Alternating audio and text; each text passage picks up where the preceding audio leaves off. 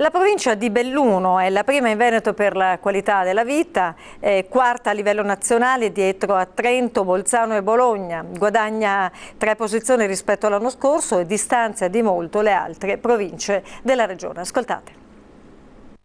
E da oggi, ogni lunedì, dalle 8:30 alle 14:30, nella sede della CISL di Treviso sarà attivo lo sportello Orientamento Lavoro. È il primo del tipo per quanto riguarda un sindacato dei lavoratori per aiutare chi appunto deve trovare un'occupazione e una nuova collocazione nel mercato. Sentiamo allora. Adesso ci sono le previsioni del tempo, abbiamo parlato del piano pronti per la neve, ma eravamo a Belluno, sentiamo adesso nel Veneto che cosa succede. Ricordatevi che il TG Veneto torna domani alla stessa ora. Arrivederci a tutti.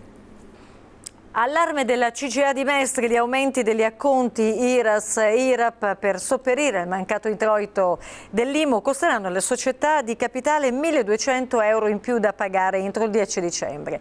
A questo poi si aggiunge la Tares, sono partite le cartelle di conguaglio della tassa sui rifiuti, molte le sorprese e le novità, la rabbia della gente. Tutto questo riassunto nel prossimo servizio.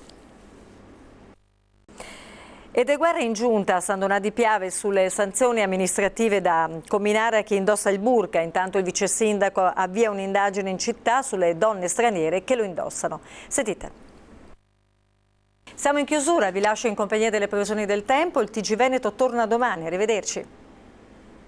Secondo un'indagine Unicef, 3 bambini su 10 sono obesi. Nell'età dell'adolescenza i medici spiegano che l'attività fisica ha un ruolo centrale per evitare questa patologia. In città 500 scolari hanno incontrato alcuni beniamini dello sport, un modo appunto per avvicinarsi, diciamo, al motto, quindi allo sport. Guardate. Ebbene, adesso diamo la linea alla regia perché ci sono le previsioni del tempo. Dunque siamo davvero alla fine, non ci sono altre notizie, vi ringrazio per essere stati con noi, il TG Veneto torna naturalmente domani, arrivederci. Nuovi treni, nuovo orario per i pendolari del Veneto, la regione punta sull'orario cadenzato per cercare di dare una risposta migliore al servizio di trasporto ferroviario, risposta però che non è piaciuta, che non piace già a molti pendolari, sentiamoli. Andiamo avanti con un Natale 2013 solidale per il Venezia Calcio, serie di iniziative volute dall'Unione Venezia Football Club per raccogliere fondi da destinare alla Caritas veneziana. Sentiamo di che cosa si tratta. Adesso il nostro telegiornale si chiude qua, vi lasciamo in compagnia delle previsioni del tempo. Grazie e buona serata a tutti. Tradizionale scambio di auguri al comando provinciale dei Carabinieri di Belluno alla presenza del comandante della Legione Generale Maurizio Mezzavilla. Nella provincia al top delle classifiche diminuiscono i reati predatori grazie a un'incisiva attività di contrasto del crimine, ha detto l'alto ufficiale. Guardate le immagini. Visita dell'assessore regionale Remmo Sernagiotto questa mattina a Santo Stefano. Parte dal Comerico infatti la proposta di un tavolo di confronto tra giovani e soggetti educatori per affrontare le questioni del bullismo, educazione e anche rispetto dell'altro. Sentiamo che cosa è emerso.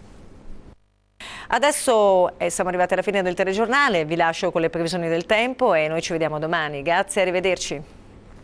I momenti più concitati sono quelli della distribuzione volantini con il conseguente rallentamento del traffico, andranno avanti così fino a Pasqua, assicurano, intanto noi c'eravamo e guardate le immagini. Approvato il secondo piano casa del Veneto, è tempo delle spiegazioni sul territorio, una grande occasione di sviluppo, assicurano appunto dalla Regione, allora sentiamo proprio le interviste. Adesso ci fermiamo, ci sono le previsioni del tempo, a tra poco. È stato presentato a Venezia il DVD dedicato alla Via dei Papi, uno straordinario veicolo promozionale per il territorio bellunese. Di che cosa si tratta? Scopriamolo allora. Eccoci di nuovo in studio, parlavamo prima della nostra rubrica dedicata ai vostri presepi e concludiamo proprio con il video di un presepe che ci è stato inviato da voi telespettatori. Quello che vi mostriamo stasera rappresenta il paese di Casso, coinvolto 50 anni fa nella tragedia del Vajont. Con questo ci salutiamo, vi ringrazio e l'informazione su Belluno torna domani. Arrivederci. Quello che si appresta a celebrare anche quest'anno, che si appresta a celebrare un Natale al verde, la crisi morde e attacca i bilanci delle famiglie costrette a ridurre le spese allo stretto necessario. Cosa vorrebbero trovare le famiglie bellunesi sotto l'albero di Natale? A Babbo Natale o a Gesù Bambino si chiede che la politica sia più concreta e attenta ai bisogni dei cittadini. Adesso ci fermiamo, pochi istanti, in linea alla regia per le previsioni del tempo. A tra poco.